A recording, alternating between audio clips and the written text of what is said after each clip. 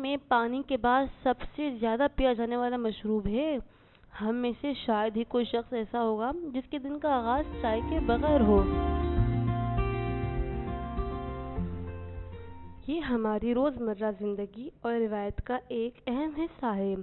جہاں چار لوگ اکٹھے ہو جائیں تو چائے ان کی ملاقات کو بڑھانے کا ایک بہانہ بن جاتی ہے۔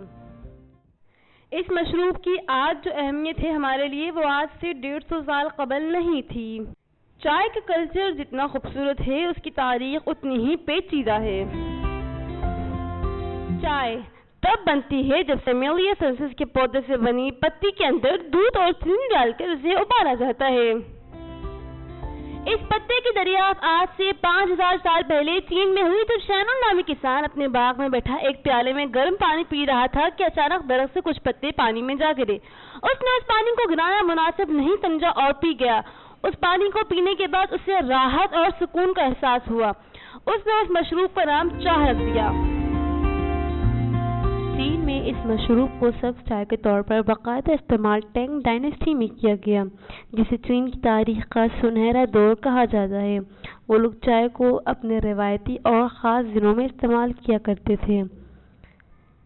اس دور میں چائے پر نظمیں اور شاعری بھی کی گئی۔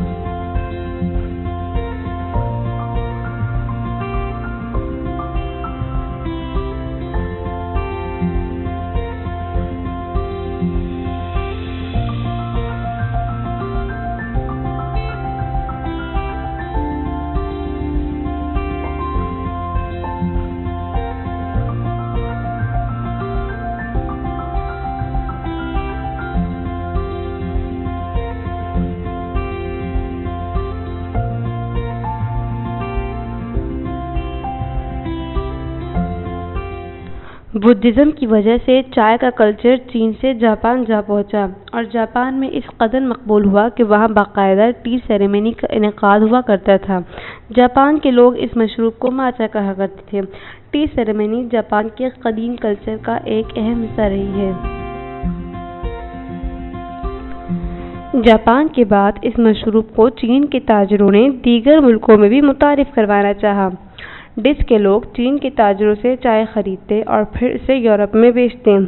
یوں اس چائے کا کلچر برطانیہ سے فرانس، فرانس سے جرمنی اور اسکینڈینیوین تک جا پہنچا۔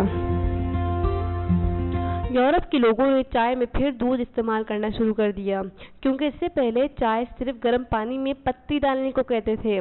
لیکن اب تک بھی یہ چائے صرف امیر طبقے کے لوگ پیتے تھے، مڈل کلاس لوگوں تک اس کی رسائی حاصل نہیں تھی۔ انگریزوں نے اس میں چینی کا استعمال شروع کر دیا۔ اب چائے ویسی ہی بن رہی تھی جیسے آج ہم اسے پیتے ہیں۔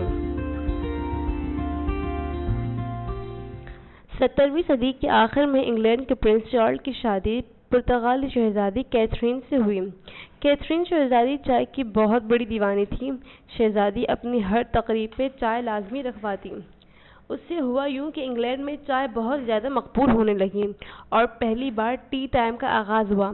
خواتین ایک ساتھ بیٹھتیں اور چائے کی چسکیاں لیتیں اور اس وقت کو ٹی ٹائم کہا جاتا، اور یہی ٹی ٹائم آج ہمیں کرکٹ میں بھی دیکھنے کو ملتا ہے۔ چائے کی طلب انگلینڈ میں بڑھتی جا رہی تھی تو انہوں نے سوچا کیوں نہ وہ خود چین سے چائے خریدیں۔ چینی چائے کے عوض چاندی لیتے تھے، مطلب اگر کسی کو چین سے کچھ خریدنا ہوتا تو وہ سونے اور چاندی میں سودے طے کیا کرتے تھے۔ لیکن انگلینڈ نے اس ٹائم بہت زیادہ ممالک کے ساتھ سودے کیے تھے تو اس کے پاس چاندی ختم ہو گیا تھا، جبکہ چائے کی طلب بڑھتی جا رہی تھی۔ انگلینڈ نے پھر ایک غلط کام شروع کر دیا، وہ چین کو چائے کے عوض افیم بیچنے لگا۔ کچھ ہی عرصے میں چینیوں کی افیم کی عادت پکی ہونے لگی اور طلب بھی بڑھنے لگی۔ یوں انگلینڈ نے افیم کی قیمت بڑھا دی۔ اب چین انگلینڈ کو صرف چائے ہی نہیں بیچ رہا تھا بلکہ افیم خرید کر چاندی واپس بھی کر رہا تھا۔ لیکن جب یہ بات چین کی حکومت کو معلوم ہوئی تو چین کی 2 بار انگلینڈ سے جنگ ہوئی، جسے تاریخ میں افیمی جنگوں کے نام سے یاد کیا جاتا ہے۔ یوں چائے کی وجہ سے 2 ملکوں میں جنگ بھی ہوئی، لیکن انگلینڈ پھر بھی چائے زیادہ تعداد میں حاصل نہیں کر پا رہا تھا جتنی اسے چاہیے تھی۔ تو انہوں نے ایک اور سازش کی۔ ایک انگریز چینی بھیس میں چین میں گھسا اور ان کے طور طریقے سیکھے اور پھر چائے کے کھیتوں میں کام کرنا شروع کیا۔ اس کے بعد اسے اندازہ ہوا کہ ایک اچھی چائے پیدا کرنے کے لیے کم درجہ حرارت اور اونچے مقام کی ضرورت ہوتی ہے۔ اسی وجہ سے انگریزوں سے چائے نہیں بن پا رہی تھی۔ کچھ ہی عرصے میں اس نے بہت سارے چائے کی کتابیں، پودے، چائے کے بیج اور 5 درجن سے زائد چینی کاشتکاروں کو انڈیا لے آیا ایسٹ انڈیا کمپنی کی مدد سے۔ یوں ایسٹ انڈیا کمپنی کی مدد سے چائے برصغیر میں آئی۔ انگلینڈ نے برصغیر میں چائے کا کلچر عام کرنے کے لیے ریلوے اسٹیشنز پر ڈھابے کھولے اور چائے بنانے کے طریقے بتانے لگے اور کافی پیسہ خرچ کر کے جگہ جگہ بڑے اشتہار لگائے۔ یوں برصغیر کے لوگ بھی چائے کے عادی ہونے لگے۔ پھر چائے کا کلچر پاکستان میں بھی مقبول ہونے لگا۔ آج پاکستان کے ہر گھر کی بنیادی ضرورت بن گئی ہے۔ صبح میں چائے، آفس میں چائے، مہمان آئے تو چائے، نیند آئے تو کڑک چائے، دوستوں کے ساتھ گپ شپ ہو تو چائے، سر درد ہو تو چائے، بارش ہو تو چائے۔ گو کہ ہم پاکستانی ہر اچھے اور برے موقع پر چائے پینا لازمی سمجھتے ہیں۔ حکومت پاکستان نے 1982 میں چین کے ساتھ چائے کی کاشت پر تعاون کا معاہدہ طے کیا، جس کے نتیجے میں پاکستانی زرعی تحقیقاتی کونسل اسلام آباد نے چائے کی چینی ماہرین کی مدد سے ہزارہ اور سوات کے علاقوں میں کافی رقبہ زمینی خاص اور آب و ہوا کے لحاظ سے چائے کی کاشت کے لیے درست موسم قرار دیا۔ معیاری لحاظ سے یہ چائے دنیا کے بہترین اقسام میں سے ایک ہے۔ ہزارہ اور سوات کے علاقوں میں 1,50,000 ایکڑ رقبہ چائے کی کاشت کے لیے استعمال کیا جاتا ہے۔ یہ ایک ایسا مشروب ہے جو کسی موسم کا محتاج نہیں بلکہ گرمی اور سردی دونوں میں یکساں مقبولیت رکھتا ہے۔ آج دنیا بھر میں 1500 سے بھی زائد چائے کی اقسام ہیں۔ یہ ایران اور افغانستان کا قومی مشروب بھی ہے۔ دنیا میں سب سے زیادہ چائے آئرلینڈ میں پی جاتی ہے اور پھر برطانیہ میں۔ مشرق میں گزشتہ 5000 سال سے چائے کا استعمال ہو رہا ہے جبکہ مغرب میں چائے کی تاریخ اتنی پرانی نہیں۔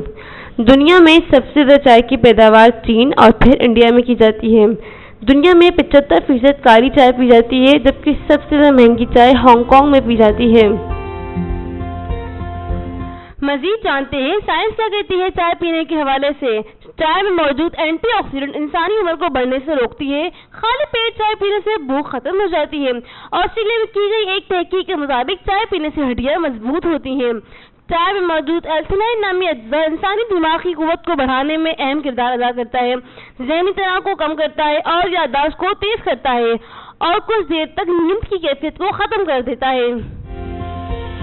آج کل کے جدید دور میں وقت کی کمی کے باعث لوگ ٹی بیگز کو استعمال کرنا ترجیح دیتے ہیں۔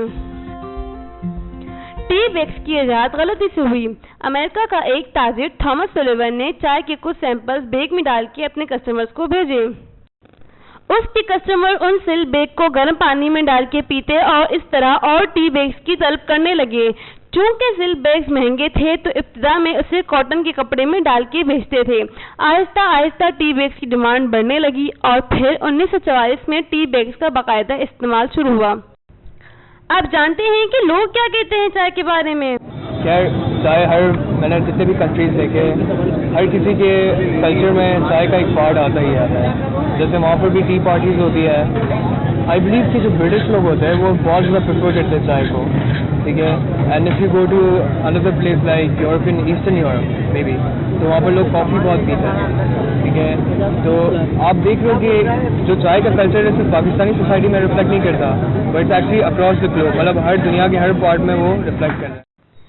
یہ تھی چائے کی دلچسپ کہانی۔ ہم میں سے تقریباً ہر کوئی ہی چائے شوق سے پیتا ہے لیکن شاید ہی کسی کو اس کی انوکھی تاریخ کا علم ہو۔ آج دنیا بھر میں چائے تقریباً ہر ملک میں اپنے طور طریقے سے بنائی جاتی ہے اور پی جاتی ہے اور یہ ایک ایسا مشروب ہے جس کی اہمیت کبھی ختم نہیں ہو سکتی بلکہ شاید تا حیات رہے۔